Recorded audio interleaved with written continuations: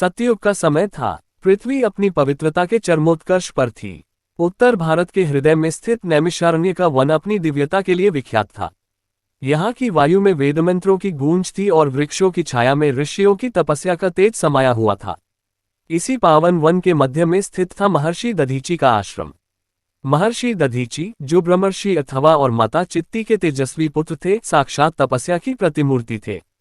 उनका शरीर हाड़ मांस का नहीं, बल्कि निरंतर जप और योग की अग्नि से तपकर वज्र के समान कठोर और कांतिमय हो चुका था। उनके आश्रम में हिंसक पशु भी अपनी शत्रुता त्याग कर मृगों के साथ क्रीड़ा करते थे। दधीची का जीवन केवल ज्ञानार्जन और लोक कल्याण के लिए समर्पित था।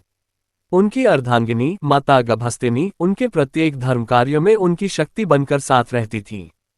परंतु नियति के गर्भ में कुछ और ही लिखा था। एक ओर जहां नैमिषारण्य में शांति थी, वहीं देवलोक के सिंहासन डोल रहे थे। कथा का मूल कारण देवराज इंद्र का अहंकार और असावधानी थी। एक समय इंद्र ने अपने गुरु बृहस्पति का अपमान कर दिया, जिससे रुष्ट होकर गुरु ने देवताओं का साथ छोड़ दिया। गुरुहीन देवताओं को निर्बल जानकर असुरों ने स्वर्ग पर आक्रमण कर दिया। भयभीत इंद्र ब्रह्मा जी की शरण में गए। ब्रह्मा जी ने उन्हें परामर्श दिया कि वे त्वष्टा ऋषि के पुत्र विश्वरूप को अपना पुरोहित बनाएं और उनकी रक्षा में यज्ञ करें। विश्वरूप एक महान तपस्वी थे, किंतु उनकी माता असुर कुल से थी। यज्ञ के दौरान विश्वरूप गुप्त रूप से असुरों को भी आहुति का भाग देने लगे। जब इंद्र को इस छल का पता चला, तो क्रोध में आकर उन्होंने अपने वज्र, जो उस समय साधारण धातु का था, से विश्वरूप के तीनों सिर काट दिए। एक ब्राह्मण और तपस्वी की हत्या के कारण इंद्र पर ब्रह्महत्या का पाप चढ़ गया। जब त्वष्टा ऋषि को अपने पुत्र की मृत्यु का समाचार मिला, तो उनका हृदय प्रतिशोध की अग्नि में जल उठा। उन्होंने प्रतिज्ञा की कि वे एक ऐसे जीव को जन्म देंगे जो इंद्र का काल बनेगा। त्वष्टा ऋषि ने घोर अभिचार यज्ञ, प्रतिशोध का यज्ञ प्रारंभ किया। यज्ञ की पूर्णाहुति पर अग्निकुंड से एक भयानक आकृति प्रकट हुई। वह पर्वत के समान विशाल, बादलों के समान काला और साक्षात यमराज जैसा डरावना था। उसका नाम रखा गया वृत्रासुर। वृत्रासुर को वरदान प्राप्त था कि उसे संसार की किसी भी ज्ञात धातु, सूखी या गीली वस्तु, लकड़ी या पत्थर के अस्त्र से नहीं मारा जा सकेगा। वह जैसे जैसे बढ़ता गया, आकाश को ढांकने लगा। उसने स्वर्ग पर आक्रमण कर दिया। इंद्र ने अपना संपूर्ण बल लगा दिया, ऐरावत पर चढ़कर प्रहार किए, पर वृत्रासुर के सामने सब निष्फल रहा। वृत्रासुर ने इंद्र के आयुधों को निगल लिया और देवताओं को स्वर्ग से खदेड़ दिया। देवता छिपते फिराते भटकने लगे। सृष्टि का संतुलन बिगड़ने लगा। सूर्य की रोशनी मध्यम पड़ गई और धर्म का लोप होने लगा। हार मानकर इंद्र अन्य देवताओं के साथ क्षीर सागर में भगवान विष्णु की शरण में पहुंचे। भगवान विष्णु ने ध्यान मग्न होकर समस्या का मूल देखा। उन्होंने आंखें खोली और इंद्र से कहा, हे देवराज, वृत्रासुर का अंत साधारण साधनों से संभव नहीं है। उसने कठोर तप से अभय प्राप्त किया है। उसे मारने के लिए एक ऐसे अस्त्र की आवश्यकता है जो त्याग, तपस्या और ब्रह्मचर्य की पराकाष्ठा से बना हो। इंद्र ने व्याकुल होकर पूछा, प्रभु, ऐसा अस्त्र कहाँ मिलेगा? भगवान विष्णु ने गंभीर स्वर में कहा, नैमिषारण्य में महर्षि दधीची निवास करते हैं। उन्होंने वर्षों तक मधु विद्या और शिव तत्व का चिंतन किया है।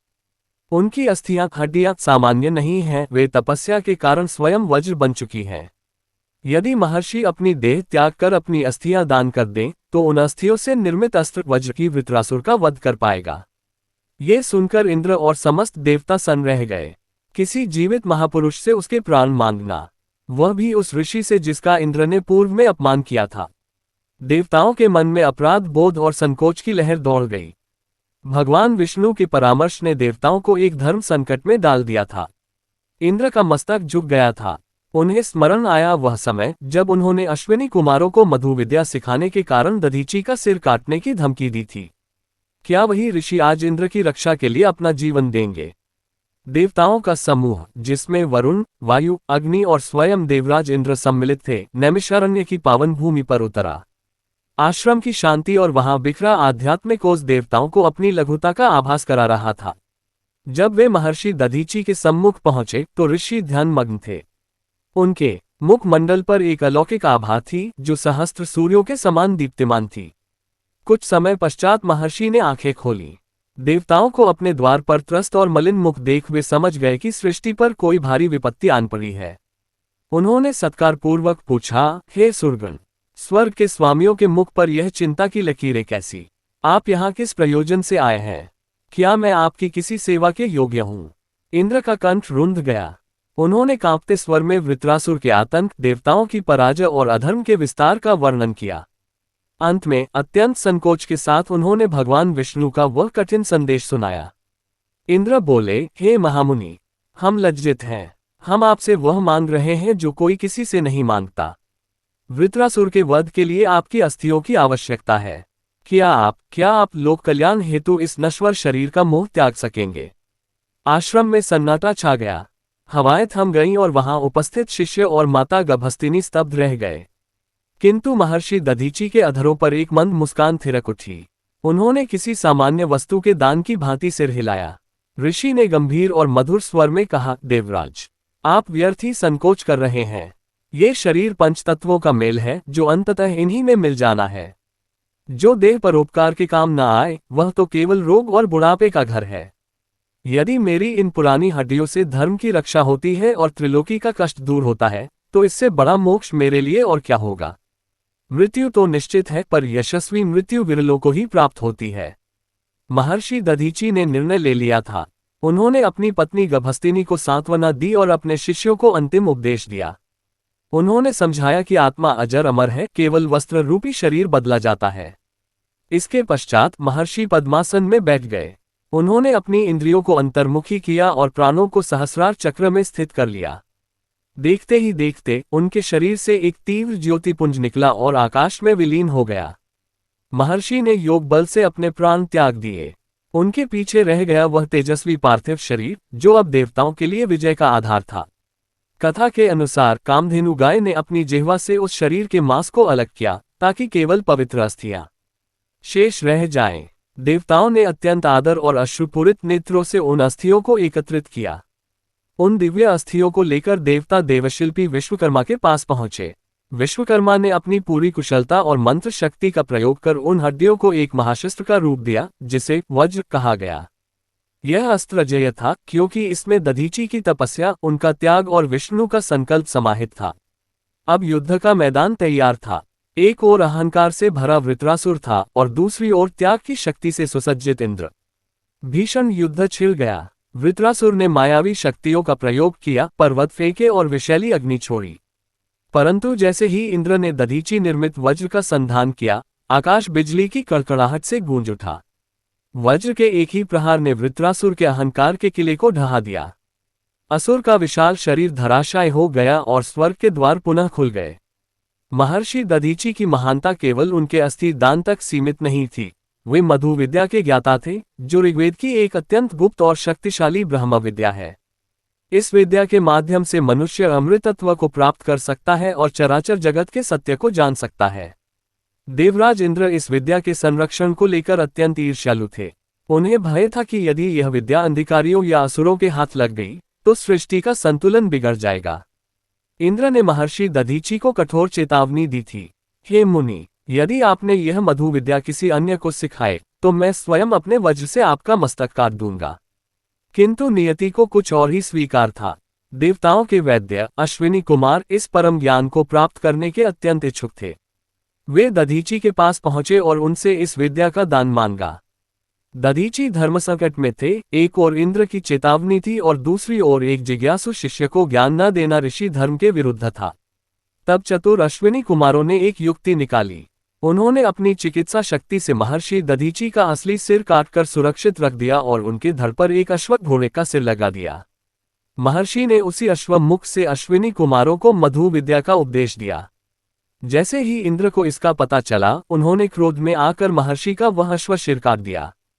तब अश्विनी कुमारों ने पुनः महर्षि का असली मानव सिर उनके धड़ पर जोड़ दिया। इस प्रकार दधीची अश्वशिर घोड़े के सिर वाले ऋषि के नाम से भी विख्यात हुए। ये घटना दर्शाती है कि दधीची सत्य और ज्ञान के प्रसार के लिए मृत्यु के भय से भी ऊपर थे। जब महर्षि दधीची ने लोक कल्याण हेतु अपनी देह का त्याग किया, उस समय उनकी पत्नी माता गभस्तिनी आश्रम में उपस्थित नहीं थी। जब वे लौटी और उन्होंने अपने स्वामी के पार्थिव अवशेष देखे तो उनका हृदय विदीर्ण हो गया। वे भी सती होने को उद्यत हुई, किंतु उस समय वे गर्भवती थीं। अपने गर्भ की रक्षा के लिए उन्होंने अपने सतीत्व के तेज से बालक को जन्म दिया और उसे एक पीपल के वृक्ष की ओट में रख दिया। उस बालक का नाम पिप्पलाद पड़ा। माता गभस्तिनी अपने स्वामी के मार्ग पर चलते हुए दिव्य ज्योति में विलीन हो गईं। पिप्पलाद जब बड़े हुए और उन्हें पता चला कि उनके पिता ने देवताओं की रक्षा के लिए अपना जीवन दिया, किंतु देवताओं ने उनके पिता की रक्षा का कोई प्रयास नहीं किया, तो वे अत्यंत क्रोधित हुए।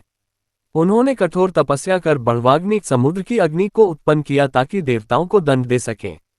किंतु अंत में पितृदेवों के समझाने पर उन्होंने अपनी शक्तियों को शांत किया।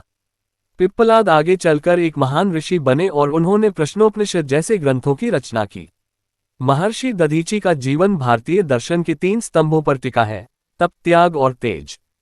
तप, उनका शरीर केवल मांस का लोथड़ा नहीं था, बल्कि हजारों वर्षों की साधना का परिणाम था। बिना आंतरिक शुद्धि के कोई भी हड्डी वज्र नहीं बन सकती। त्याग, दधीची ने सिद्ध किया कि शरीर एक साधन है, साध्य नहीं। उन्होंने वह वस्तु दान दी जिसे मनुष्य सबसे अधिक प्रेम करता है, अपना अस्तित्व।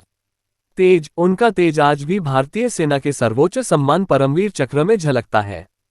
परमवीर चक्र पर अंकित वज्र का चिन्ह महर्षि दधीची के उसी महान बलिदान का प्रतीक है, जो हमें सिखाता है कि राष्ट्र और धर्म की रक्षा के लिए प्राणों की आहुति देना ही सर्वोच्च वीरता है। ऋषि दधीची की यह गाथा आज के युग में भी उतनी ही प्रासंगिक है। वे हमें सिखाते हैं कि समाज के हित में व्यक्तिगत स्वार्थों का त्याग ही मनुष्यता है। आज जब हम अंगदान, ऑर्गन डोनेशन की बात करते हैं, तो दधीची हमारे आदि प्रेरणा स्रोत बनते हैं। नैमिषारण्य की भूमि आज भी गवाही देती है कि वहां की मिट्टी में एक ऐसे महापुरुष के पदचिह्न हैं, जिसने देवताओं को भी जीवन दान दिया। वृत्रासुर मर गया, इंद्र का वैभव लौट आया, स्वर्ग की अप्सराएं थिरकने लगी, किंतु काल के कपाल पर केवल एक नाम स्वर्ण अक्षरों में अंकित हुआ: महर्षि दधीची। जब तक आकाश में सूर्य और चंद्रमा रहेंगे, जब तक वेदों की ऋचाएं पढ़ी जाएंगी और जब तक संसार में परोपकार जीवित रहेगा, महर्षि दधीची का नाम श्रद्धा के साथ लिया जाता रहेगा। वे मृत्युंजय थे क्योंकि उन्होंने मृत्यु को ही अपना अस्त्र बना लिया था। न त्वः काम्ये राज्यम न स्वर्ग न पुनर्भवम, काम्ये दुःखतप्तान प्राणिनामार्तिनाशनम। अर्थात मैं न राज्य की कामना करता हूँ, न स्वर्ग की और न ही मोक्ष की, मैं तो केवल दुखों से तप्त प्राणियों के कष्टों का नाश चाहता हूँ। अगर आपको यह वीडियो अच्छा लगा हो तो लाइक और सब्सक्राइब करें और अपने दोस्तों को शेयर करते हुए एक अच्छा सा कमेंट भी अवश्य करें। धन्यवाद।